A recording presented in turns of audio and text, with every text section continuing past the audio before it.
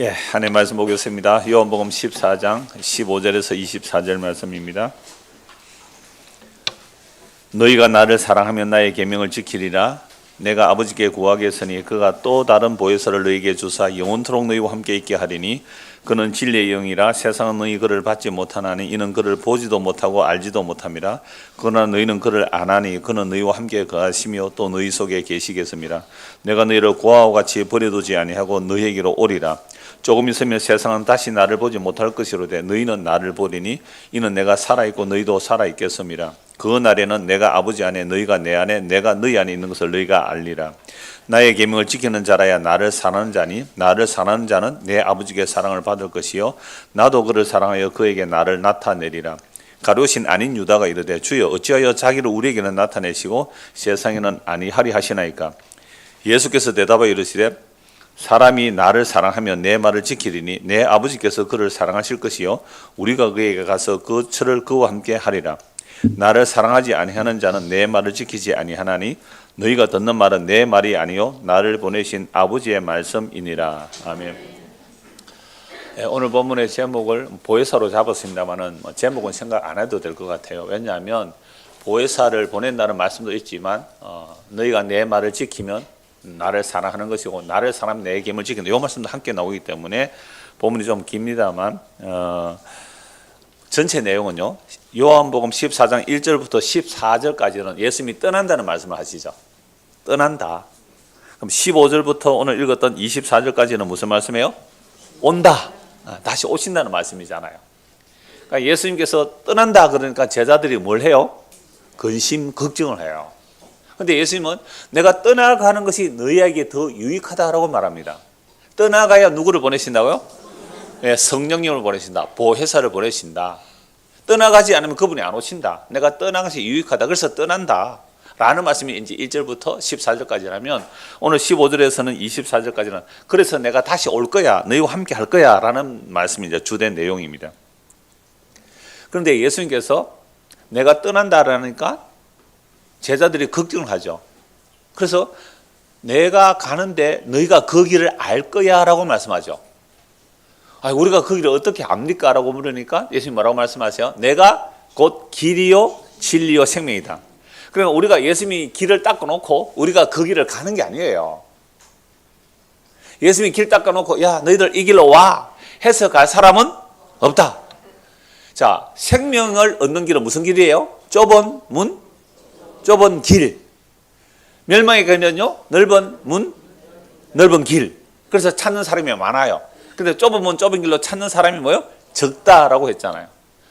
적은 정도가 아니라 불가능합니다. 우리가 스스로 좁은 문, 좁은 길로 가는 것은 불가능해요. 그래서 길과 진리와 생명이신 그분이 우리에게로 오셔서 우리를 잡아서 그 길 속에 넣어서 데려가시는 것. 이걸 이제 성령을 보내시겠다, 보혜사를 보내겠다는 말씀이에요. 그래서 오늘 보면 15절에서 24절은 예수님께서 내가 거처를 마련하면 앞에서 14장 1절에서 14절까지 내가 거처를 마련하러 간다. 이 거처가 뭐라 그랬어요? 성령을 보내시겠다는 거죠. 천국에 황금보석 꾸민 집을 만들러 가시는 게 아니고 내가 가면 거처를 마련하면 내가 너희에게로 오겠다. 거처를 마련한다는 것은 예수님께서 십자가에 죽으심으로 성령을 보내시는 거예요. 성령이 와야 우리의 거처가 마련되는 거예요. 그런데 예수님과 아버지는요, 예수님과 하나님 아버지는 성령 안에서 함께 거하고 계시잖아요. 그러니까 성령이라는 그 거처가 아버지와 아들의 거처가 되는데 우리는 거기 못 들어가요. 거룩하지 않아서 못 들어가요. 그래서 그 거룩하신 아버지와 아들의 그 관계, 그 거룩한 관계 속에 들어가려면 예수님께서 십자가에 죽지 않고는 못 들어가요. 우리는 살아있는 채로 그 하나님의 영광을 볼 수가 없는 거예요. 보면 다 죽어요. 그래서 영광의 하나님이 자기를 비워서 종의 모습으로 사람의 모습으로 이 땅에 오셨잖아요. 그러니까 사람들은 네가 무슨 하나님이냐라고 죽여버렸잖아요. 근데 놀랍게도 그 죽으신 분이 진짜 하나님이네요. 다시 살아나셔서 누구를 보내주세요? 성령을 보내주세요. 그럼 성령이 오시면 아버지와 아들 간의 하나의 생명이라는 그 관계 속에 허물과제로 죽은 우리가 성령을 통해 그 안에 넣어주신대요. 그게 생명의 관계 안에 들여 놓아 주신다. 그게 예수님께서 길로 사시는 일이잖아요. 그래서 예수님께서 내가 떠나가면 또 다른 보혜사를 보내준다라고 말씀하시잖아요. 그러니까 또 다른 보혜사. 이 보혜사라는 단어가요, 우리 한문어로 표현하니까 보호하여 주시고, 해는 뭐예요? 은혜를 베풀어 주시고, 사는 뭐겠어요? 선생님. 그러니까 우리에게 보호하여 주시고 은혜를 베풀어 주시고 가르쳐 주는 선생님의 역할을 예수님이 이 땅에 계실 때는 예수님이 보혜사세요. 여러분, 예수님이 이 땅에 계실 때는 제자들에게 예수님 무엇이 되신다고요? 보호해 주시고 은혜를 베풀어 주시고 가르쳐 주세요. 그러니까 예수님이 육신으로 계실 때는 예수님이 누구시라고요? 보혜사예요. 보혜사. 영음이 이발했네요. 나 누군지 하고 이렇게 봤거든요. 제가 안 보는 것 같아도 이렇게 다 봅니다. 이발해서 아주 깨끗해 보입니다. 제가 왜 이렇게 한 번씩 이름을 부를까요? 저를 좀 집중해 주세요. 저를 좀 봐주세요. 이런 말씀이기도 해요. 자, 그래서 아버지와 아들만이 하나의 관계예요. 성령 안에서. 그게 생명의 관계고 그게 영생의 관계거든요. 근데 그 안에 아무도 못 들어가요. 그래서 예수님께서 이 땅에 오셔서 자기 죽음으로 성령을 보내주시면 그제서야 우리가 아버지와 아들이라는 그 생명의 관계 안에 들어간다. 이게 이제 보혜사 성령 보내신다는 말씀이거든요. 그래서 뭐 헬라어는 파라클레이토스라는 말씀인데요. 그러니까 예수님이 육신으로 계실 때는 예수님이 보혜사시죠. 근데 다시 오시는 분은 육신으로 계시던 그 모습으로 오시지 않잖아요. 보혜사를 보여주는 거죠. 그러니까 또 다른 보혜사라는 것은 예수님이 하신 그 모든 일을 눈에 보이지 않는 그 성령님이 우리에게 오셔서 그 일을 이루어내신다, 이 말씀을 하는 거예요. 그래서 예수님이 이 땅에 계실 때는요, 제자들과 팔레스타인 땅을 벗어나지 않았어요. 그런데 성령이 오시면 성령이 임한 자들이 어떻게 된다고요? 예루살렘에서 유대와 사마리아와 땅끝까지. 그래서 성령이 오셨기 때문에 2000년이 지나 그 예수님의 십자가의 복음이 오늘 우리에게도 뭐요? 들려지고 믿어지는 거잖아요. 아, 이게 다 그럼 무슨 역사예요? 성령의 역사잖아요. 그래서 아까 막 찬송하대요. 막 박수 치자고 막 성령이 오셨다고. 근데 그게 하나도 안 기쁜 사람은 박수 안 치죠 뭐. 진짜 기쁜 사람은 박수 치겠죠. 그러니까 성령이 오셨다는 것 자체가 얼마나 기쁜 소식이냐. 그래서 성령이 오시면요, 성령이 오시면 예수님께서 십자가로 이루신 그 엄청난 일이 무엇인지 우리로 알게 하시고 기억나게 하시고 생각나게 해주세요. 그걸 또 믿게도 해주세요. 그래서 성령이 오셔야 돼요. 그래서 구원론을, 조직신학에서 구원론을 다룰 때요, 여러분, 구원론은 어느 론에 포함될까요? 서론, 신론, 그 기독론, 그 다음에 성령론, 종말론, 교회론, 다 이렇게 조직신학적으로 공부를 하는데요. 구원론은 어디서 다룰까요? 힌트를 드렸는데 구원론은 어디서 다룰까요? 성령론에서 다룹니다. 기독론도 예수 그리스도에 관한 공부를 하는 것도 다 그 그리스도의 그 구속의 은혜를 얘기하지만 구원론을 다루는 것은 성령론에서 다루는 거예요. 성령이 오셔야 예수님의 그 십자가의 죽으심으로 완성해 놓으신 그 놀라운 은총을 성령께서 그 선물을 들고 우리 안에 오세요. 그래서 성령이 오시면 내가 어떤 죄인인지 알고 예수님께서 십자가에서 왜 죽어야 하는지를 알게 되고 믿게 되는 거죠. 그래서 성부와 성자와 성령 함께 일하시는 겁니다. 성경이 이걸 말씀하고 있는 것이죠. 자, 그래서 오늘 보면 요한복음 14장 25절 26절을 먼저 한번 보시죠. 14장 25절 26절 먼저 한번 보겠습니다. 내가 아직 너희와 함께 있어 이 말을 너희에게 하였거니와 보혜사 곧 아버지께서 내 이름으로 보내실 성령 그가 너희에게 모든 것을 가르치고 내가 너희에게 말한 모든 것을 생각나게 하리라. 요건 다음 주에 볼 내용인데요. 자, 예수님께서 누구를 보낸다고요? 보혜사를 보낸다. 자, 보혜사 이름이 26절에 보면 보혜사가 누구라고요? 아버지께서 누구 이름으로요? 예수의 이름으로. 그러면 하나님의 아버지께서 보혜사 성령을 보내시면 그 오신 보혜사 성령은 누구를 증언할까요? 그렇죠. 예수님을 증언해요. 왜요? 예수님의 이름으로 보내거든요. 그래서 성령님은 하나님의 아버지께서 누구 이름으로요? 예수 이름으로 보내요. 그래서 성령이 아버지와 아들로부터 온다고 해요. 아버지와 아들로부터 온다. 조직신학 강의하는 시간 같아요. 그래서 사도행전 2장 33절에 보면 성림한 바울 사도가 이렇게 증언해요. 너희가 죽인 예수를 어떻게 해요? 하나님이 살리시고 그 하나님 보좌 우편에 오르시고 그가 아버지께 성령을 받아서 너희에게 부어주셨다. 그러니까 오늘 저와 여러분들이 예수를 믿게 되는 것은요, 오늘 저번에 예수를 믿게 되는 것은 예수님께서 십자가에 죽으시고 부활성천하셔서 하나님 보좌 우편에서 성령을 받아서 우리에게 뭐 하셨다고요? 부어주셨기에 우리가 예수를 믿게 되는 거예요. 그래서 보혜사 곧 아버지께서 내 이름으로 보내신 성령, 그가 너에게 모든 것을 가르쳐 주시고 내가 너에게 말한 모든 것을 생각나게 해줄 거예요. 이게 성령의 역사예요. 근데 이거 성령 운동, 성령 의사한다 하면서 뭐 온갖 이상한 짓을 다 하는 사람이 너무 많아요. 지난주도 말씀드렸잖아요. 막 금이빨이 되고 막, 그럼 치과 문 닫아야겠다. 다 닫아야죠.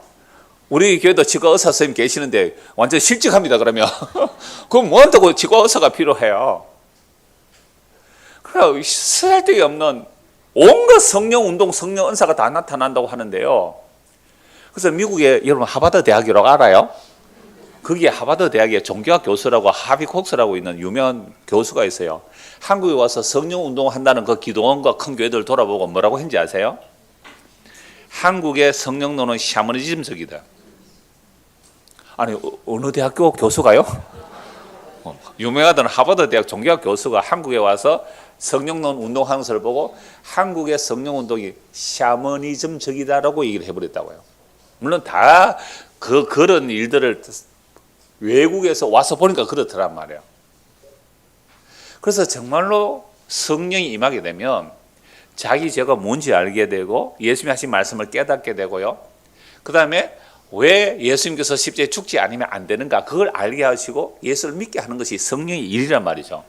그러니까 성령이 오셨다는 것은 예수님이 하신 그 일을 성령께서 우리 안에 적용시켜 주시는 겁니다. 그래서 이제 이번 주와 다음 주 계속 이제 보혜사 성령님 오심에 대해서 말씀을 하고 있는데요. 이제 오늘 보면 15절을 보시죠. 15절. 너희가 나를 사랑하면 나의 계명을 지키리라라고 되어 있죠. 지키리라. 자, 우리가 예수님을 사랑한다면 예수님의 계명을 뭐 해요? 지키는 거잖아요. 여러분 예수님 사랑합니까? 대답은 약해질 줄 알았는데 왜 그러면 계명 지킵니까? 이렇게 물을 것 같아서 대답을 잘 안 해요. 여러분 예수님을 사랑합니까? 사랑한다면 예수님의 계명을 뭐요? 지킵니다. 계명 지키는 게 뭔가는 좀 이따 말씀드리고요. 우리 정부대 학생들 있으니까 이렇게 예를 들어 볼게요. 자, 어떤 남학생이 어떤 여학생을 사랑해요. 너무너무 사랑해요. 그래서 남학생 여학생에게 내가 너를 사랑한다라고 하니까 이 남학생은 평소에 게임만 좋아해. 열심히 공부를 안 해. 근데 이 여학생은 너무너무 열심히 공부를 해요. 그런데 이 여학생이 남학생에게 뭐라 그럴까요? 너 게임 끊고 열심히 공부해서 대학에서 만나자. 하버드 대학에서 만나자. 그렇게 얘기를 했단 말이에요. 그러면 이 남학생이 그 여학생을 진짜로 사랑한다면 뭘 할까요? 게임 끊고 열심히 공부해서 하버드 대학 가겠죠. 그런데 인간은 능력이 없어요. 그게 뭐 하루아침에 게임 끊고 공부한다고 애가 공부 잘해서 하버드 대학 갈 수 없잖아요. 한계가 있단 말이에요. 그러니까 내가 어떤 사람을 사랑한다고 할 때 그 사람이 미워하는 일을 안 할 거 아니에요. 이건 그냥 세상에서 적용시키세요. 내가 남편을 정말로 사랑합니까? 이거 큰일 났다. 한 명, 두 명밖에 대답을 안 해요. 남편을 내가 정말로 사랑한다면 남편이 싫어하는 일을 안 하겠죠. 남편들이 아내를 사랑하십니까? 그러면 아내가 싫어하는 일을 안 할 거잖아요. 아내의 말을 잘 들을 거 아니에요. 그 얘기예요. 자, 예수님이 이렇게 말씀하죠. 너희가 나를 사랑한다면 뭘요? 나의 계명을 지킬 거라고 말씀하세요. 근데 조금 전에 예를 들었잖아요. 우리는요, 내가 사랑하는 사람이 있는데 그 사랑하는 사람이 나에게 뭘 요구할 때에 내가 정말 최선을 해서 그 사랑하는 사람의 요구를 들어드리려고 해도 나는 뭐가 안 돼요? 능력이 안 돼요. IQ가 안 돼요. 지능이 안 돼요. 의지력이 약해요. 그래서 그 사랑하는 사람의 말을 내가 지킬 수가 없다는 거잖아요. 그런데요, 예수님의 말씀은 성취하는 능력이 있습니다. 그래서 15절을요, 오늘 15절만 해도 다 할 수는 없는 내용이긴 한데 너희가 나를 사랑하면 나의 계명을 지키리라 라는 것은요, 이건 너희가 날 사랑해? 그럼 내 계명 지켜라 라는 명령이기도 하지만 너희가 나를 사랑한다면 우리 인간이 예수님을 사랑할 수 있어요? 없어요? 없어요. 인간은 자기밖에 사랑 안 해요. 근데 우리가 예수님을 사랑한다면 그건 기적이 일어난 거죠. 그렇게 된다면 예수님의 계명도 뭐요? 지킬 수 있도록 내가 만들고야 말겠다는 예수님의 의지예요. 모든 성경의 명령문은요 다 하나님의 자기 의지를 말씀하고 있거든요. 그래서 우리가 지난주에 보았잖아요. 성령이 임하면 너희가 예루살렘과 유대와 사마리아와 땅끝까지 이르러 나의 증인이 되라 했어요. 되리라 했어요. 여기서 뭐요? 지키리라. 이 말은 하나님의 의지가 담긴 표현이에요. 그런데 성령이 정말로 임했죠. 임해서 전도를 하니까 3,000명, 5,000명 막 예루살렘에 많은 사람들이 예수 믿고 오잖아요. 너무 좋아하세요. 그럼 이제 어디로 가야 돼요? 유대로, 사마리아로 가야 되는데 갑니까 안 갑니까? 안 가요. 그러면 예수님께서 사도행전 1장 8절에 성령이 임하면 너희가 권능을 받고 예루살렘과 유대와 사마리아 땅까지 이르러 내 증인이 되리라 라는 예수님의 의지가 누구에게 막히고 있어요? 사람들에게 막히고 있어요. 그러면 예수님이 계시다가 야 너희들이 성령이 임하면 유다와 사마리아로 가라 했는데 땅끝까지 가라 했는데 안 가니까 너희의 의지는 어쩔 수 없구나. 나도 할 수 없다 라고 하실까요? 아니면 예수님의 말씀을 이루실까요? 이루내시죠. 전에 이런 말씀 몇 번 드렸잖아요. 우리에게 몇 년 오셨던 분인데 뭐 이상한 기도한다는 사람 말을 듣고 한국에 전쟁이 일어난다고 10분도 더 예언했다가 10분도 더 틀렸을 거예요. 그러면 지리산에 가요. 정말 트럭에다가요 텐트를처럼 만들어 놓고요. 심지어 방독면까지 만들었어요. 방독면까지 준비했어요. 비상양식 실어놔요. 소만 오면 바로 지리산으로 도망간다고요. 그러면 제가 전쟁이 일어서 왜 살아남아야 돼요? 그랬거든요, 제가. 죽으면 천국 가면 되죠. 왜 살아남아야 되니까 살아남아가 북한에 전도하러 가야 된대요. 그런 말을 들으면서 이 사람이 하는 말이 한국에 전쟁이 일어난다고 수많은 전도사나 목사나 외국에 있는 사람들이 한국에 전쟁이 일어난다고 여러분 수십 년 전부터 얼마나 많이 예언하고 다닌지 몰라요. 그런데 안 일어났잖아요. 그러면 한두 번 속았으면 빠져나와야 되는데 못 빠져나와요. 제가 한두 번 가서 직접 건면을 했거든요. 엉터리잖아. 나오라 그러니까 이렇게 말을 하는 거예요. 하나님께서 이 남한 북한 전쟁을 일으키려고 했는데 이 김정은이 자유의지가 너무 강해서 하나님도 인간의 자유의지를 어떻게 못하더라 이렇게 말씀하는 거예요. 이건 완전히 하나님을 헛수아비로 만드는 거잖아요. 그래서 성령이 임했는데도 예루살렘에도 자기들끼리 좋다고 복잡복잡 모여가 있으니까 서대반에 순교가 일어나죠. 서대반 집사가 순교가 일어나서 예루살렘에 예수 믿는 사람 잡아 죽이는 핍박이 막 일어나니까 어쩔 수 없이 어떻게 돼요? 유대와 사마리아와 땅끝까지 복음이 전거되는 것을 지난주 말씀드렸잖아요. 그래서 오늘 너희가 나를 사랑하면 나의 계명을 지키라는 이 말씀도 예수님의 의지고요. 성령이 임하면 증인이 되라는 것도 예수님의 의지이기 때문에 말 안 들으면 뭐 해서라도요. 핍박을 주어서라도 예수님께서 자기 증인들을 내보내시는 거예요. 내보내시는 거죠. 그래서 오늘 저와 여러분들이 이 복음을 듣고 있는 겁니다. 이건 예수님께서 하신 말씀을 성령을 통하여 지금도 뭐예요? 이루고 계시니까. 자, 그래서 다시 15절. 너희가 나를 사랑하면 나의 계명을 지키리라. 이 계명 지키다는 내용이 무엇일까요? 흔히 이렇게 우리는 많이 어려서부터 들어왔으면 저도 교회 다니면서 구약의 이스라엘 백성들이 율법을 지키지 못했다. 계명을 지키지 못했다. 왜 못 지켰어요? 성령이 임하지 않아서 못 지켰다. 그런데 성령이 임한 우리는 계명을 뭐 할 수 있다? 지킬 수 있다. 얼마나 많이 들었어요? 여러분 성령 임하면 여러분 계명 지킬 수 있습니까? 그러면 예수님 말씀이 틀리잖아요. 이게 어려운 해석이 되는 거예요. 아니 예수님 말씀에 너희가 나를 사랑하면 나의 계명 지킬 거라 했는데 이 계명이 뭔지도 알아야 되고요. 그 다음에 성령이 임하면 계명을 지킨다 그러면 다시 그럼 우리는 안식을 지켜야 돼요.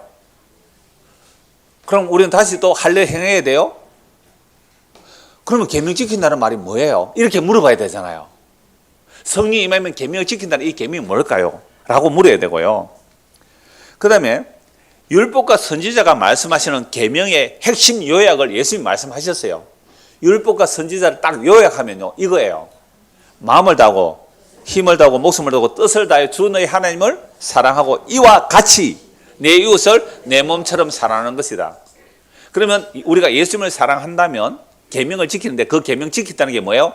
하나님을 사랑하고 이웃을 사랑해요. 문제는 이웃을 내 몸처럼 사랑합니까? 그러면 뭐예요? 이러면 성령 임한 거 아니에요. 이웃을 내 몸처럼 사랑해야 성령 임한 거 아니에요. 그게 계명 지키는 거예요. 이제 고민이 되죠. 제가 지난 목요일날요, 그 아파트 입구에서 좀 차가 더워서 이제 신호 대기 중에 아파트 입구에서 신호 대기 하고 있는데 그 입구에서 꼭 서문하기 위해서 전도하는 분들이 나와 계세요. 할머니들 나오고 계시는데 그래서 더워서 차문을 딱 내렸어요. 그 사이에 탁 와가지고 전도 주는 거예요. 야, 열심히 해요. 좀 본받아야 돼요, 우리도. 그러니까 전도 주는데 꼭 물티슈 하나를 주거든요. 그래서 받았죠. 왜? 차에 놓고 서기 좋으니까 물티슈 하나 받고 이제 전도를 들었습니다. 자, 이렇게 교회당으로 오는데 요 성원 3차 앞에 현금 인출기 있죠? 거기에 잠시 차를 주차했어요. 왜 갔냐면 하여튼 제가 뭐 지난달 이번 달에 매주 그냥 여러분들 모르는 장례식도 있으니까 야분들 매주 장례식에 갔거든요. 그래서 장례식 가는데 갑자기 가서 수요일 저녁에도 이제 장례식 가는데 부조가 없어가지고 집사님한테 좀 빌렸죠. 그래서 그거 이제 갚으려고 혁명센터 대기를 하는데 그때 전도지가 뭐라고 기록되어 있는지 싶어서 그러니까 또 앞에 사람이 두 사람 기다리고 있어요. 그러니까 전도지 보고 있어요. 인출기한 사람이 있고 그런데 전도지 들고 있는데 어떤 사람이 내려오면서 예, 하나님의 교회에서 나오십니다. 전도지 또 주는 거예요. 와, 참 열심히 돼요. 여러분들 그렇게 열심히 전도합니까? 그러니까 전도지를 보는데 하나님의 교회라 그래요. 그러면서 하는 말이 이렇게 말해요. 전도지 주면서 유월절을 지켜야 한다라고 말하는 거예요. 유월절 지켜야 된다. 제가 가만히 있겠어요? 그래서 이렇게 말했죠. 유월절을 지키는 게 아니고요. 유월절을 완성하신 예수님을 믿어야 합니다라고 말했거든요. 그러니까 남자 한 분, 여자 한 분인데 나이가 좀 드신 분들이에요. 그래서 유월절을 완성한 예수님을 믿어야 합니다라고 말하니까 아닙니다. 우리 교회는 유월절을 지키는 교회입니다. 이렇게 말을 한 거예요. 그러니까 양 잡는 건 아니에요. 그 유월절 예식을 예수님께서 발효시켜 주시고 그 최후의 만찬에서 그렇게 하시잖아요. 그걸 한다는 게 자기들은. 그래서 제가 이렇게 말했죠. 그래요? 그럼 유월절 지킵니까? 그러면 성경은 내 이웃을 내 몸처럼 사랑하라고 했죠. 예수님 그렇게 말씀하셨죠? 유월절만 지키지 말고 내 이웃을 내 몸처럼 사랑하라고 예수님 말씀하셨잖아요. 나 지금 가난하거든요. 당신 재산, 당신 몸처럼 당신 재산 딱 잘라서 절반 나에게 주세요. 그게 율법을 지키는 겁니다. 유월절만 지키지 말고 그거 지키세요. 그리고 저 심장이 부정맥이 있거든요, 제가요. 이건 부정맥 제가 있어요. 그러니까 그냥 쓰러지면 부정맥으로 갔구나 이렇게 생각하시면 됩니다. 나 심장이 약하니까 심장 떼줄 수 있어요. 그러니까 옆에 있다, 사랑은 영혼 구원이니 이런 얘기를 하면서 비슷비슷 피하는 거예요. 나는 이제 캐시박스 사람이 나와서 들어가고요. 제가 왜 이 말씀을 할까요? 인간이요, 무엇을 지켜서 구원을 이룬다는 말이 사기입니다. 사기. 이런 모든 이단들은요, 행위 구원을 얘기해요. 그래서 이런 사기에 속아서 시간과 물질을 쏟아붓는데 문제는 나는 하나님을 위하여 이렇게 헌신 충성 봉사 전도도 이렇게 열심히 했습니다. 차 무는 틈 사이에 그게 오면 안 되는 길이에요. 그게 차 다니는 길이기 때문에 들어오면 그 불법이에요. 그게 속도로서 전도지를 내미는 거예요. 이런 사기에 속아서 시간과 물질을 쏟아붓고 구원도 얻고 복도 얻고 해보려고 애를 썼는데 주님 오시는 그날에 나는 너를 도무지 알지 못한다라는 말을 오늘 우리도 들을 수 있다는 겁니다. 우리는 복음을 아느니 십자가를 아느니 해도 오늘 우리도 들을 수 있다는 거죠. 얼마든지. 목사님 저도 얼마든지 그 말씀 들을 수 있는 거고요. 그래서 성경을 볼 때는 하나님께서 자기 약속을 어떻게 이루어내셔서 어떻게 자기 아들의 영광이 돌아가는지로 성경을 봐야 돼요.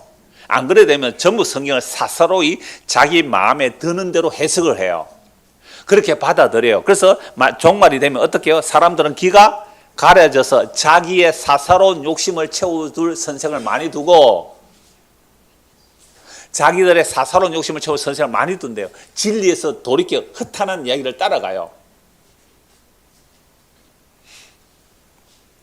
물론 성령에 임한 사도들이요, 또 많은 전도자들이 정말 목숨을 아끼지 않고 복음을 전했거든요. 정말 목숨을 아끼지 않고 복음을 전했어요. 자, 그렇게 죽도록 헌신충성했다 할지라도 그것이 자기의 공로나 자랑이 못 됩니다. 가장 많이 수고한 사도가 누구죠? 바울이죠. 이런 바울이 예수를 만나기 전에는요, 율법의 의로 흠이 없다 그랬잖아요. 이 사람이 예수 믿는 사람 잡아 죽이던 사람입니다. 그런데 예수를 만나고 나서 그 율법의 의가 뭐예요? 쓰레기인 줄 알았어요. 율법의 의가. 율법 지켜서 나는 의롭다고 한 이것이 죄인 줄 알았어요. 그게 똥인 줄 알았어요. 더럽고 해롭다고 얘기했어요. 그래서 나는 예수님의 십자가에는 자랑할 것이 없다고 말했거든요. 그래서 이 바울 사도는 그러면 그러고 나서 율법 하나도 안 지키고 막 그냥 놀았습니까? 아닙니다. 바울은 어떤 사도보다 더 많이 수고했어요. 복음 전하는 일에 목숨 걸고 복음 전했어요. 얼마나 얻어터지면서 복음 전했습니까? 그리고 한 말은요, 이렇게 말합니다. 고린도전서 15장 10절에서 내가 어떤 사도보다 더 많이 수고했지만 내가 한 것이 아니요. 내가 한 것이 아니요. 자기가 했잖아요. 누가 했어요? 바울이 했지. 나도 힘을 다해 달려가. 바울이 했어요. 근데 내가 아니요. 하나님의 은혜가 헛되지 않아서 이렇게 되었습니다. 어제 저녁에 대전에서 어떤 목사님 전화 왔어요. 저를 만나러 오셨던 분이에요. 그래서 제가 책도 그 언약을 따른 설교 70편 드리고 했는데 그분도 상당히 복음적으로 전하시는 분이에요. 마침 줌을 해야 돼서 전화가 와서 제가 한 20분 정도 말씀 나눌 수 있습니다 해서 한 25분 정도 어제 교제를 막 했는데요. 제가 이 말씀 드렸거든요. 능동순종이라는 말이 많이 도는데 벌써 1, 2년 전부터 그런 말이 우리말 많이 돌았는데 이건 예수님의 십자가 피를 부인하게 되는 아주 교묘한 이론이 되는 거예요. 그런 말씀 나누면서 저는 하나님의 은혜만 얘기합니다.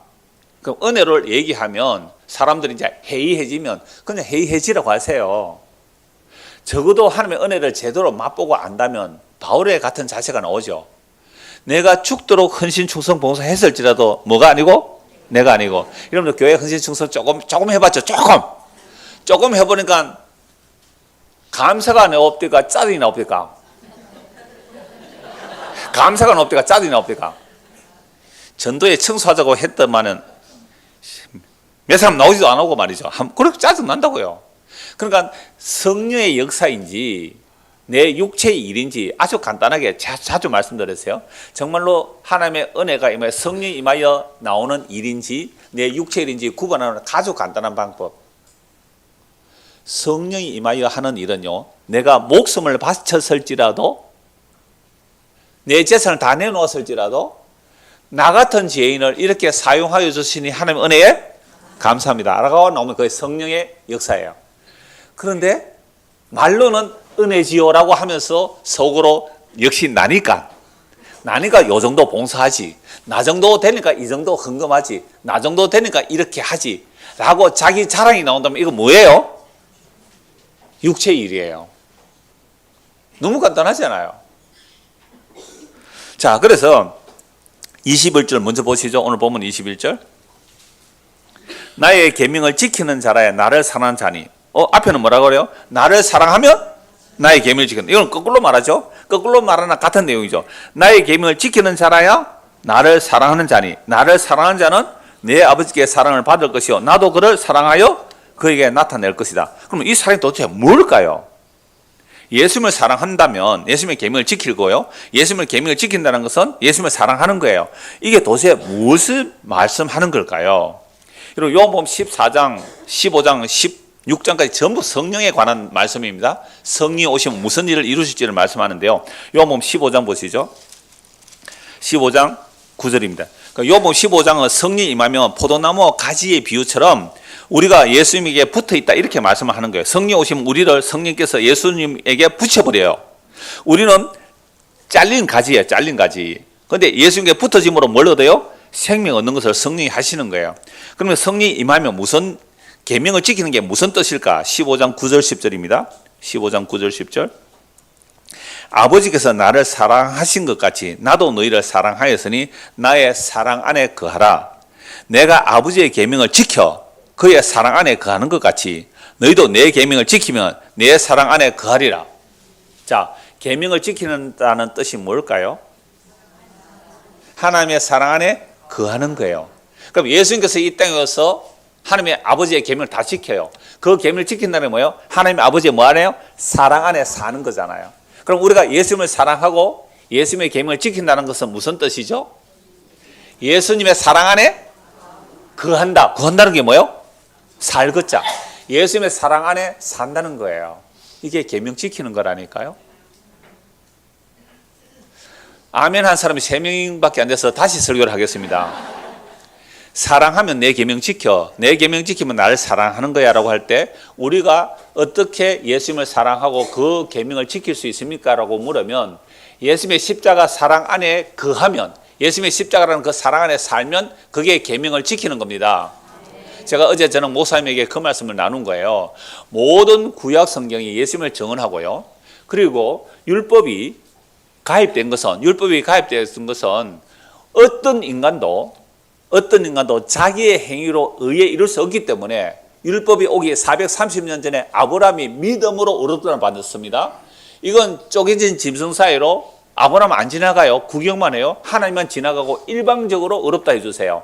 그런데 시내산 언약 체계는요, 상호 언약이에요.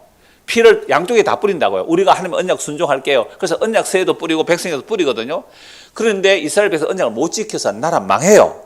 그러니까 아브라함 언약이 먼저이고 430년 뒤에 모세 언약을 주신 이유는 어떤 인간도 율법의 행위나 자기의 행위로 의에 이를 수가 없다는 것을 보여주려고. 그래서 율법 받은 이스라엘 백성들이 어떻게 돼버렸어요? 나라가 망해버렸어요. 인간의 행위로서 의에 이를 수가 없어요. 그래서 갈라디아서 3장에서 이미 말씀하죠. 아브라함에게 의롭다 하시는 언약이 먼저이고 430년 뒤에 율법을 주신 이유는 어떤 인간도 하나님의 은혜로 일방적인 은혜 은총으로 의롭다를 받는 것이지 율법의 행위로 의롭다를 받을 수가 없으라는 것을 율법을 주신 거잖아요. 그러면 율법의 완성은 예수님께서 십자가로 다 이룰 수 있기 때문에 우리가 예수님을 사랑하고 예수님의 계명을 지킨다는 것은 나는 예수님의 십자가의 그 사랑 안에서 뭐예요? 살겠어요. 이게 성령이 임하여 모든 계명을 지키는 거예요. 그러니까 하나님 보실 때는 예수의 십자가 사랑 안에 살면 너는 율법을 다 지킨 거야. 율법의 요구는요, 죄 지으면 심판받고 100% 의가 나오면 의가 되는 거예요. 율법의 요구를 못 지켜요. 그래서 예수께서 십자가로 모든 율법의 저주를 대신 받으세요. 그리고 자기 백성에게는 그 의의 선물을 주신다고요. 그러면 이게 성령이 와서 예수님이 하신 일을 기억나고 생각나고 이해되고 믿어지는 겁니다. 성령이 아니면 이거 못 믿어요. 성령이 아니면 이거 못 믿어요. 제가 드린 말씀은 논리적입니다. 굉장히 논리적이에요. 그런데 성령이 임하면 아멘 되는데요. 성령이 임하지 않으면 이게 아무리 논리적이라도요, 전혀 못 믿겠다고 하는 거예요. 그래서 본문 16절 요한 1서 5장 1절 3절 한 번 더 찾아봅시다. 요한 1서 5장 1절 3절. 자, 요한 1, 2, 3서도 사도 요한이 기록했죠. 성령만 사도 요한이 기록했는데요. 요한 1서 5장 1절에서 3절 봅시다. 자, 예수께서 그리스도이심을 믿는 자마다 하나님께로부터 난 자니, 그러니까 예수님이 그리스도임을 믿는 자는 하나님께로 난 자예요. 그러니까 우리가 예수를 그리스도로 믿는 자는, 십자가에 죽은 예수가 그리스도임을 믿는 자는 뭐예요? 하나님께로 난 자죠. 난 자는 또한 나으신 이를 사랑하는 자마다 그에게서 난 자를 사랑한다. 그럼 예수님께서 아버지께로부터 왔을 때 우리가 예수님도 사랑하고 또 다른 하나님께로 난 자들을 사랑하게 되죠. 자, 우리가 하나님을 사랑하고 그의 계명들을 지킬 때에 이로써 우리가 하나님의 자녀를 사랑하는 줄 아느니라. 그러면 이것도 계명 지킨다고 할 때 하나님께로 난 자는 하나님을 사랑할 뿐만 아니라 하나님께로 난 자를 또 사랑해요. 자, 하나님을 사랑하는 것은 이것이니 우리가 그의 계명들을 지키는 것이라. 그의 계명들은 무거운 것이 아니로다. 그럼 왜 계명이 무겁지 않은 거예요? 이렇게 말하죠. 우리는 이 땅에 태어날 때 허물과 죄로 죽었습니다. 그런데 예수님께서 십자가에 죽으시고 성령을 보내주시면 성령이 임하게 되면 우리가 복음을 듣고 예수를 믿게 돼요. 그럼 예수를 믿으면 거듭나요. 이렇게 되면 누구 가족이 돼요? 하나님의 가족이 되죠. 더 좁히면 예수님의 몸이 되는 거예요. 여러분들 손이 수고를 합니까? 안 합니까? 해죠. 손이 세수도 하죠. 목욕도 하죠. 발도 씻겨줍니다. 손이 발을 왜 씻겨줍니까? 더럽다고 하면서 발 안 씻겨줘도 되잖아요. 발꼬락내 난다고 손이 막 발 안 씻겨주면 어떻게 돼요? 발 썩어버리면 어떻게 돼요? 손지도 아무 설득할 데가 없어져요. 그러니까 손이 수고를 할 때, 발을 씻길 때에, 손이 발 씻길 때에 그걸 힘들어해요? 자기 몸을 아껴서 해요? 그런 얘기예요. 그리고 성령이 임한다는 것은요, 성령이면 남녀노소 구분 없이, 유대인의 이방인 구분 없이 한 몸이 된 거예요. 한 몸이 됐으니까 서로 뭐 하는 거예요? 사랑 항상 지극히? 당연하죠. 어렵습니까? 쉽습니까? 성령이 임하여 서로 사랑한다는 계명은 자기 몸이니까 자기 몸이 자기 몸을 아끼는 건 지극히 당연하잖아요. 무릎 왜 만지고 있어요 지금? 무릎이 좀 아파서 그죠? 무릎을 만지잖아요. 사랑하니까 보세요. 설교를 들어도 무릎 아프면 무릎 만진다니까. 얼마나 이게 한 몸으로 사랑하는 거예요. 자기 몸을 사랑하는 거예요. 안 그래요? 머리가 가려우면 어떻게 해요? 그렇잖아요. 왜 그래요? 이게 누가 말려서 뭐 시켜서 되는 일도 아니고 말려서 안 될 일도 아니잖아요. 너무 자연스러워 이게. 쉽죠? 그렇구나. 그래서요, 생전 처음 만난 사람인데, 그죠? 생전 처음 저는 하여튼 뭐 종종 아주 멀리 정말 생전 처음 목사님 사모님 또는 뭐 어떤 권사님 찾아오셔서 교제를 하거든요. 세상에 같이 복음 얘기하면요, 진짜 가족보다 더 가까울 때가 있어요. 가족도 저는 복음 얘기하면 혈육의 가족보다 더 사랑스러워요. 혈육의 가족보다도 같은 가족이지만 복음 얘기할 때 혈육의 가족보다 더 사랑스러워요. 그거에 내 사랑 안에 거하라. 그러니까 나를 사랑하면 내 계명을 지킨다는 것은 하나님께로 난 자들끼리 서로 뭐예요? 서로 사랑하는 거예요. 그 사랑하면 율법의 완성이에요. 뭐 이것저것 하라는 것은 그 사랑 안에 다 들어가는 얘기거든요. 이게 한 몸으로서의 사랑입니다. 이게 보혜사 성이 임하면 예수님의 머리가 되고 우리는 다 지체가 돼서 서로 사랑하는 것은 사랑하라가 아니고요, 자연스러워야 돼요. 자연스럽다고요. 손이 참 수고 많이 해요. 손이 어떻게요? 밥을 이렇게 먹여주잖아요, 입에다가. 근데 잠언서에 보면요, 게으른 자는요, 밥숟가락 들고 입으로 넣기도 싫어한대요. 굶어 죽어야죠 그러면. 근데 손이 귀찮다고 입에 밥을 안 넣어주면요, 어떻게 될까요? 하루만 굶어보세요. 손이 덜덜덜 떨려요. 아니, 손이 귀찮다고 밥을 입에 안 넣어주면요, 하루만 굶으면 진짜 손이 벌벌 떨려요. 그러니까 한 몸을 얘기하는 겁니다. 한 몸을. 그래서 다시요, 오늘 보면 16절 17절 보세요. 내가 아버지께 구하겠으니 그가 또 다른 보혜사를 너희에게 주사 영원토록 너희와 함께 있게 하리라. 그는 진리의 영이라. 세상은 너희 그를 받지 못하는 이는 그를 보지도 못하고 알지도 못함이라. 그러나 너희는 그를 아나니 그는 너희와 함께 거하시며 또 너희 속에 계심이라. 자, 예수님이 이 땅에 오셨을 때는 예수님이 제자들과 함께는 계실 수 있었어요. 그런데 어디에는 못 들어오세요? 안에는 못 오시잖아요. 함께는 할 수 있는데 함께하는 보혜사는 되는데 안에 오실 수는 없어요. 그래서 반드시 예수님 뭐 해야 돼요? 죽어야 돼요. 10절 죽으심으로 부활성천하셔서 성령을 부어주시며 성령은 우리와 함께도 하시고 어디요? 안에도 오세요. 그러니까 우리가 예배 자리에 모였을 때 성령이 함께 하시네. 성령 오시네. 함께도 하시지만 뭐요? 안에도 오세요. 함께도 하시지만 안에도 오세요. 그래서 내가 너희를 고와 같이 버려두지 않고 너희에게로 오리라.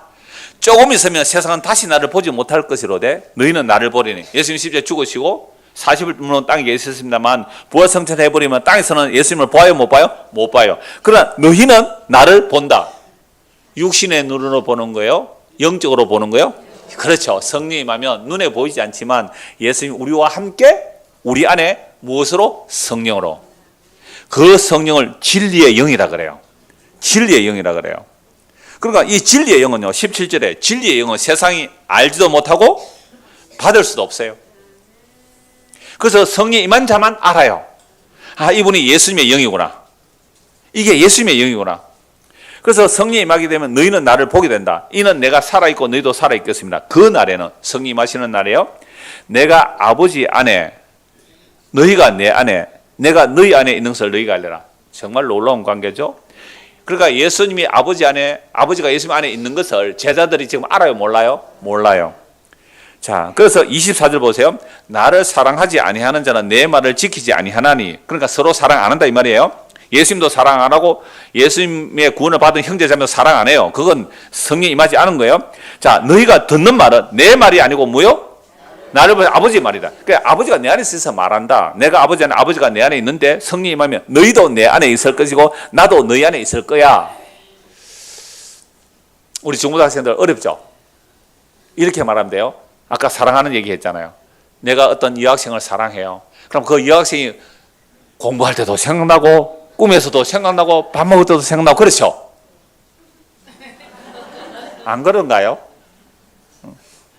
여학생도 마찬가지예요. 어떤 오빠애를 좋아하면요, 예배 시간에도 그 눈이 글로 가요. 웃어서 사람 경험 있는 분들이고. 그러니까 예수님께서 살아있고 너희도 살아있겠다. 내가 아버지 안에, 아버지가 내 안에, 그리고 너희가 내 안에, 내가 너희 안에 있는 것을 너희가 뭐요? 알리라, 알게 될 거야. 누구 오시면? 성령 오시면. 그래서 21절 나의 계명을 지키는 자는 나를 사랑하는 자니 나를 사랑하는 자는 내 아버지께 사랑을 받을 것이고 나도 그를 사랑하여 그에게 나를 나타낼 거야 라고 말씀하죠. 자, 그러면 여기서 이제 계명 지킨다라는 말씀과 자 17절 다시 한 번 더 읽을까요? 17절 시작. 그는 진리의 영이라 세상은 너희 그를 받지 못하나니 이는 그를 보지도 못하고 알지도 못함이라. 그러나 너희는 그를 아나니 그는 너희와 함께 거하시며 또 너희 속에 계시겠음이라. 이 말이 성령이 임하면 예수님 안에 아버지 안에 예수님이 계시고 우리가 예수 안에 예수가 우리 안에 계시구나 이걸 알게 될 거야 라고 말씀하시고 이걸 알려주세요. 그러니까 세상에 속한 사람은 진리의 영을 알지도 듣지도 못해요. 보지도 못해요. 믿을 수도 없어요. 우리가 그리스도의 택한 자들이기 때문에 창세전에 그리스도의 택한 자들이기 때문에 이 복음의 선포를 만약에 믿을 수 있다면 그건 성령이 믿게 해주시는 거예요. 아버지께서 택하시고 예수님이 구속하시고 성령이 믿게 해주세요.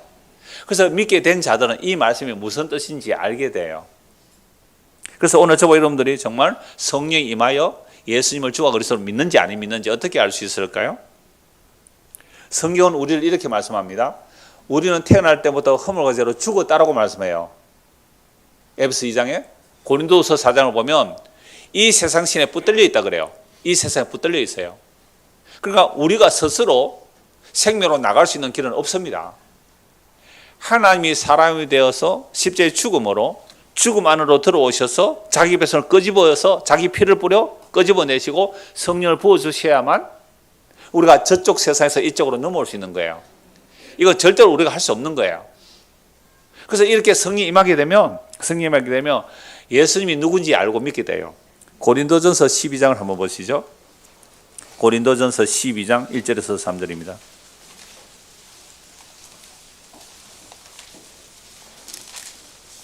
자, 이 세상 신이 우리를 잡아 끌고 다니는데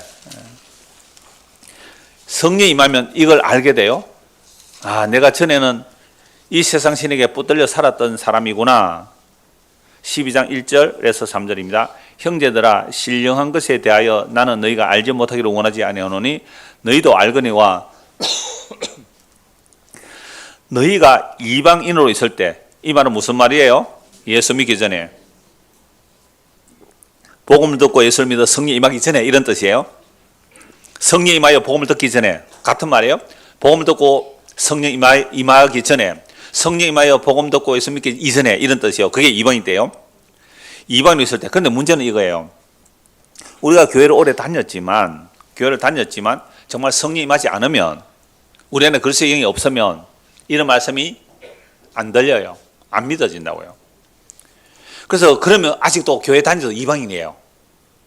너희가 이방인이 있을 때에는 말 못하는 우상에게로 끄는 끄대로 끌려갔다. 그 우상이 우리를 끌고 갔단 말이에요. 이 세상 신이 우리를 끌고 갔단 말이에요. 끌린 대로 다 끌려가요. 우리가 끌려갔어요.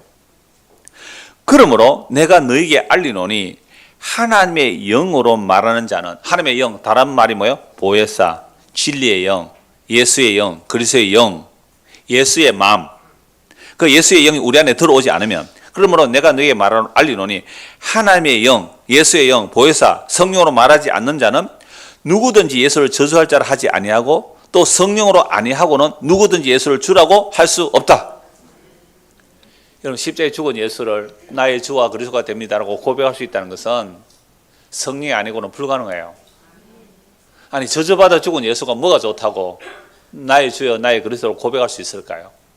2000년 전의 십자가는 너무나 끔찍한, 유대인들을 볼 때는 저주받아 죽은 죽음이고 이방인들을 볼 때는 로마를 거역한 서잘데기 없는 죽음, 짐승 취급받지 못하는, 사람 취급받지 못하고 짐승처럼 죽임당하는 모습.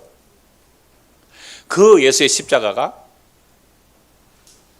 그분이 하나님이시요, 그분이 우리의 죄를 위하여 십자가에 죽으시고 그리고 하나님의 약속을 이루기 위하여 부활 성천하시어 성령을 부으시는 그 주님입니다라고 고백한다는 것, 이건 누가 아니고는 안 돼요? 성령이 아니고는 안 되는 거죠. 그래서 성령이 임하지 않으면요, 이 복음은 들리지도 믿어지도 않아요. 알지도 못해요. 그래서 18절 보시죠. 요한복음 14장 18절. 내가 너희를 어떻게 해요? 고아와 같이 버려두지 않고 너희에게로 다시 오겠다. 그래서 다시 오면 성령을 보낸다는 거잖아요. 예수님께서 육체의 모습으로 오시는 게 아니에요. 부활 성천하셔서 성령을 보내주시죠. 그래서 성령 눈에 볼 수도 없어요. 세상은 보지도 알지도 못하면 예수 믿는 사람 알아요. 뭘 안다고요? 아, 예수님 안에 아버지가 계시고 아버지가 예수님 안에 계셨구나. 그 십자가의 죽음으로 성령을 보내주셔서 우리가 하나님의 거처가 되구나. 이걸 알게 되는 거예요. 이거 어마어마한 내용이죠. 그래서 22절. 자, 가룟신 아닌 유다가 이르되, 그럼 이때는 성령 임했어요, 안 임했어요? 아니, 예수를 팔아 넘긴 가룟 유다 아니고 또 유다는 이름이 있어요, 제자가. 그래, 가룟신 아닌 유다가 이르되, 주여, 어찌하여 자기를 우리에게는 나타내시고 세상에는 아니하리 하시나이까? 방금 이 말씀 읽었잖아요. 그러니까 세상은 나를 모르고 성령 받은 자만 나를 안다라고 말씀드리잖아요. 그러니까 가룟신 아닌 유다가 이르되, 아니 주님, 그러면 왜 우리에게만 나타내시고 세상에 안 나타냅니까? 라는 이 질문 안에는 무슨 뜻이 들어있을까요? 세상의 육신적인 메시아니즘. 그래서 사도행전 1장에 부활하신 예수님께 주여 이스라엘 회복하심이 이때입니까? 그때도 성령 안 임했어요. 이때도 성령 안 임했잖아요. 안 임하니까, 아니 메시아가 왔다면 우리에게만 비밀스러운 메시아가 아니고 온 세상에 이분이 메시아로 드러내야 되잖아요. 예수님의 동생들도 그렇게 말했잖아요. 아니 당신이 그리스도라면 나타내야지 왜 자꾸 숨기려고 합니까? 이렇게 말했잖아요. 그러니까 이 유다가 왜 우리에게 나타내고 세상에는 나타내려고 안 합니까? 라고 했을 때 예수님께서 구구절절히 설명합니까? 안 합니까? 안 합니다. 왜 안 합니까? 말해도 못 알아듣으니까. 성령 보내면 그제야 알 거야.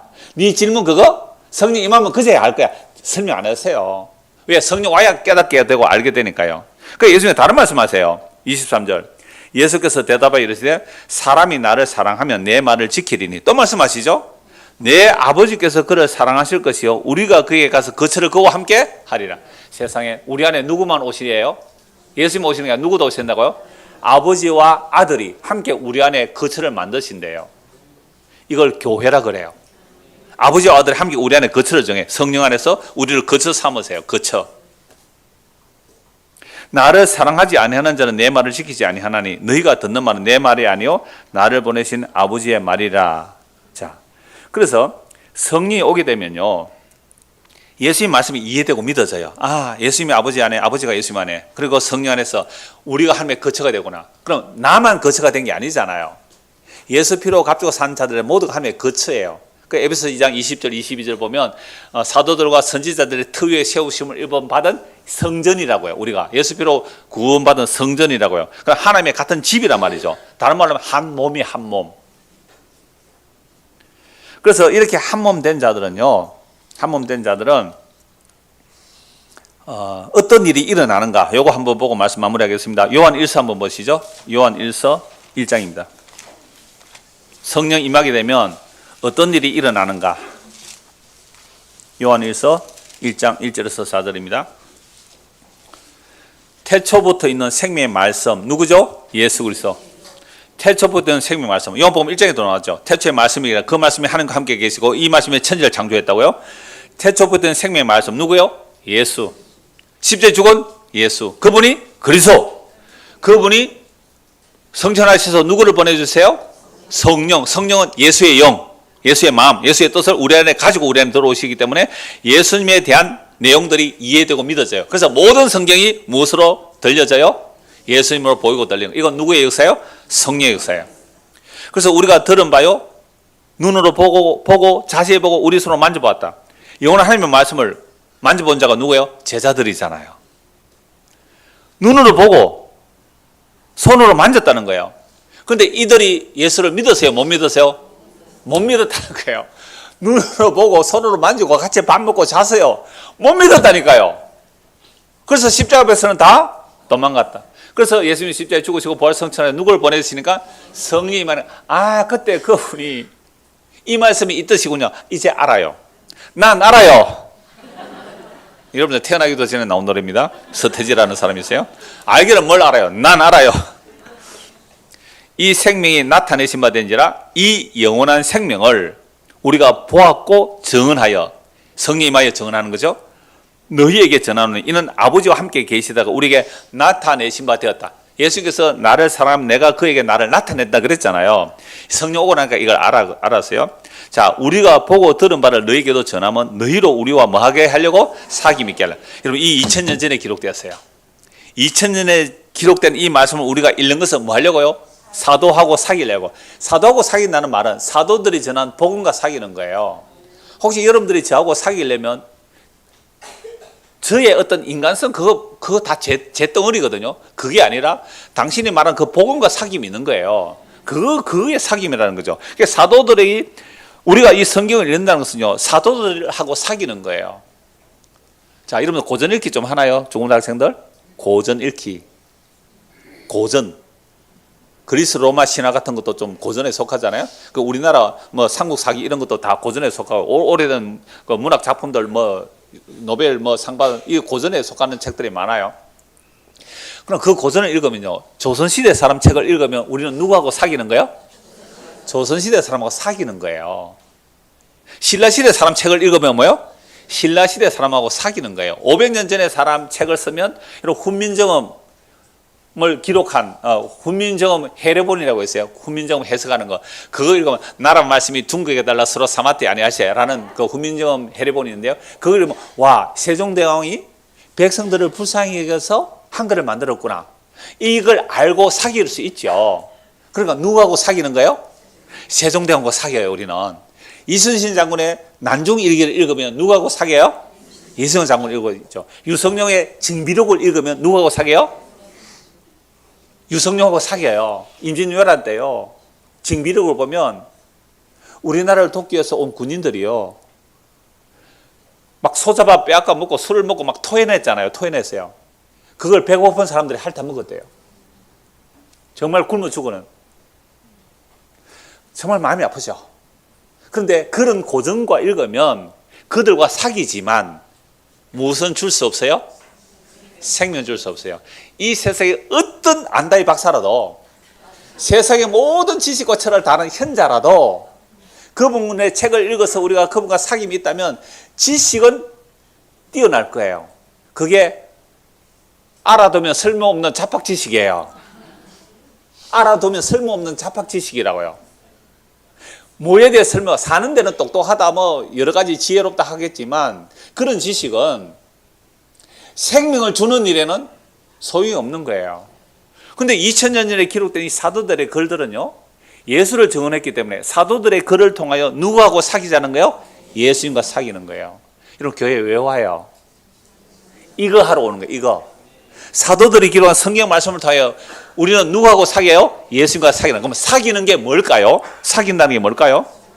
여러분, 남자가 여자가 서로 사랑하고 데이트하고 사귀면요, 늘 가슴이 콩닥거리고요, 얼굴이 발그스름하고요, 늘 기쁘고 기분 좋아요. 또 연애를 안 보는 사람들 같이 그러네요. 그래서 보세요, 사귄다는 것은요, 그래도 막 헤어지고 막 그러잖아요. 그러나 주님과의 사귐은 뭔지를 보세요. 3절 같이 한번 읽어보자. 3절 시작. 우리가 보고 들은 바를 너희에게도 전하면 너희로 우리와 사귐 있게 하려 함이니 우리의 사귐은 아버지와 그 아들 예수 그리스도와 더불어 누림이라. 와우. 보혜사 성령이 오면요, 아버지와 아들이 하나된 그 사귐 속에, 아버지와 아들이 하나된 영원한 생명의 사귐 속에 우리가 그 안에 들어가서 아버지와 아들이 사귀는 그 누림이라고요. 누림. 뭘 하라는 게 아니잖아요. 그러니까 사도들이 이 편지를 쓰면서 여러분들이 우리하고 사귀어서 아버지와 아들의 그 사귐의 생명의 관계 속에 들어가면 나는 기쁨이 너무너무 좋겠어요, 이 얘기를 하는 거예요. 저도 요거 조금 바빠요. 제가 여러분들이 요구하는 거 딱 한 가지예요. 기록된 말씀을 통하여 성령의 의사로 아버지와 아들의 그 생명의 사귐 속에, 여러분들이 생명의 사귐 속에 들어가면 저는 뭐예요? 옆에서 그래 그거야, 기뻐. 그거 좀 안 보이세요? 제가 여러분들 뭘 요구합니까? 그저 말씀 보시고 여러분들이 복음에 반응할 때 제가 얼마나 기쁜지 몰라요. 여러분 대표기도 할 때 부담되는 거 알아요. 워낙 기도 잘하는 분이 많아가지고 부담되는 거 알았는데 그래도 자기 고백하세요. 괜찮아요. 그거 자랑하는 거 아니니까 자기 신앙의 고백을 하십시오. 괜찮아요. 그래서 제가 뒤에서 기도할 때 같이 참여하잖아요. 아, 저분 입에서 저런 고백이 나오구나. 그게 배웠던지 뭐 들었던지 뭐 뺏겼든지 상관없어요. 그러나 그 내용 자체가 너무 감사와 감격이에요. 와, 우리 입에서 저런 고백이 나올 수 있구나. 제가 뒤에서 얼마나 기뻐하는지. 그러니까 사도들이 이 말을 조금 알겠어요. 제가 여러분들 요구하는 딱 그거 한 가지예요. 기록된 계시의 말씀을 성령의 의사로 사도들과 사귀는 거잖아요. 그러면 아버지와 아들의 그 사귐의 관계 속에 들어가서 우리도 그 사귐을 뭐예요? 누리는 거예요. 이걸 교회라 그래요. 이걸 교회라. 그러면 이 기쁨이 충만하니까 전도하지 마 그래도 어떻게 할까요?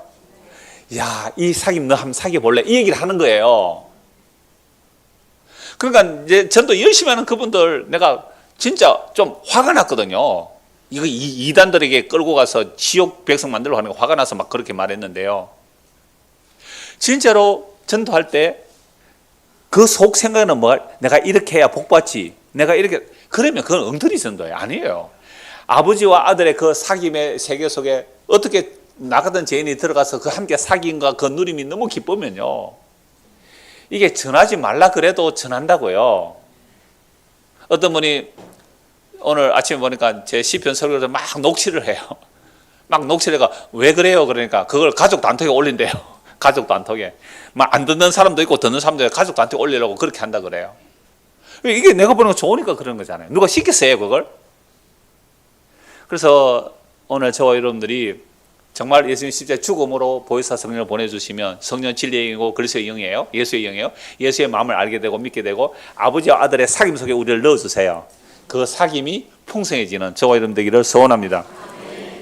기도하겠습니다. 하나님 아버지, 아버지와 아들이 영원한 생명 안에서 생명의 사귐이 풍성하였습니다.